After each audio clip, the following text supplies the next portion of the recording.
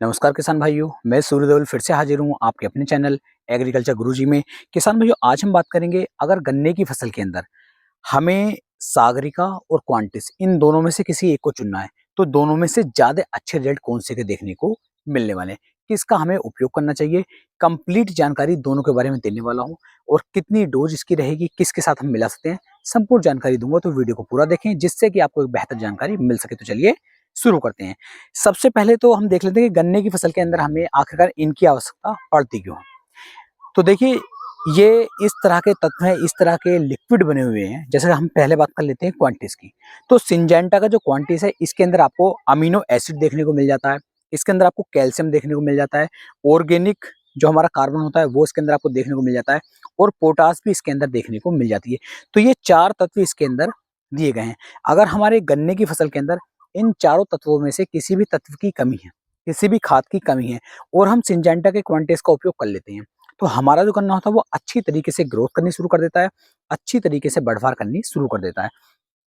इसके फायदे हमें क्या-क्या मिल सकते हैं, देखिए जैसे कैल्शियम इसके अंदर दिया गया है, और मान लीजिए आपके गन्ने के अंदर कैल्शियम की कमी चल रही है, तो गन्ना अच्छी तरीके से फुलाव नहीं करेगा, अच्छी तरीके से मोटाई नहीं बनेगी, तना उसका मजबूत नहीं होगा, तना फूलेगा नहीं, तो ये कमी आ सकती है।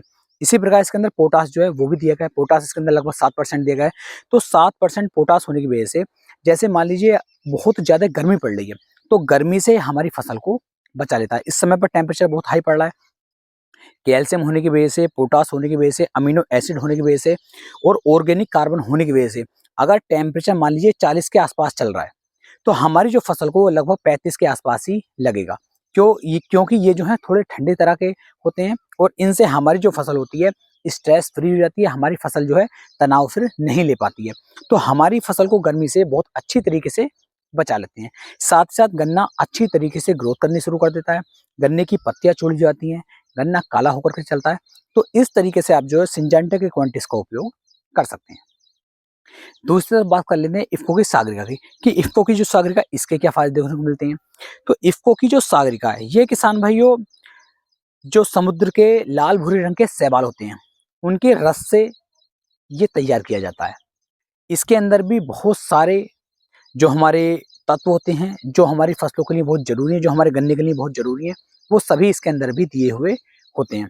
इसका भी बहुत शानदार रिजल्ट हमें देखने को मिलता है। जब हम इसका उपयोग करते हैं तो हमारी जो फसल होती है बिल्कुल हरी भरी होकर के चलती है, अच्छी तरीके से ग्रोथ करती है, फसल स्ट्रेस फ्री हो जाती है। क्योंकि क्या होता है, इस समय पर जब ज़्यादा गर्मी पड़ती है, तो ज़्यादा गर्मी पड़ने से हमारी फसल स्ट्रेस में आती है, फसल तनाव में जाती है। या मान लो अगर हमारे गन्ने के अंदर कीटों का अटैक हो गया, या फिर फंगस का अटैक हो गया, तब भी हमारी फसल जो है स्ट्रेस में आ जाएगी, तो फसल की ग्रोथ जो है वो रुक जाती है। तो चाहे तो सिंजेंटा की क्वांटिस हो, चाहे इफ्को की सागरिका हो, दोनों में से किसी का भी यदि हम उपयोग करेंगे, तो ये हमारी फसल की जो ग्रोथ रुक गई थी, उस ग्रोथ को ये बढ़ाना शुरू कर देते हैं। फसल अच्छी तरीके से बढ़नी शुरू हो जाती है, पत्ते पीलेपन से हरेपन की तरफ आ जाते हैं, और फसल जो हमारी काफ़ी शानदार तरीके से ट्रिलिंग करनी शुरू कर देती है, और उसकी जो हमारी पैदावार है आने वाले समय, वो काफ़ी ज़्यादा बढ़ जाती है। पैदावार को कम नहीं होने देती ये दोनों ही। अब इन दोनों की डोज हम कितनी ले सकते हैं, तो यदि हम बात करें सिंजेंटा की क्वांटिस की, तो इसकी जो डोज लेनी है, 1 लीटर पानी के अंदर आपको 2 ml इसकी मात्रा मिलानी होती है। जितना भी पानी आपके खेत में लगे, 1 लीटर के अंदर आपको 2 ml की मात्रा मिला लीजिए, बहुत बढ़िया वाले रिजल्ट आपको देखने को मिल जाएंगे। बात करते हैं इफ्को की सागरिका की, तो 1 लीटर पानी के अंदर आपको 3 ml इफ्को की सागरिका का इस्तेमाल करना होगा। उसकी मात्रा 2 ml और उसकी मात्रा 3 ml। हट जाओ, चल लिया बिल्कुल, बंद होगी क्या? तो हाथ क्यों कर रही हो बार बार, मेरे डिस्टर्ब कर दी ना, मेरी वीडियो बेकार कर दी तुमने। खींच कर मारूंगा, जमीन में घुस दूंगा।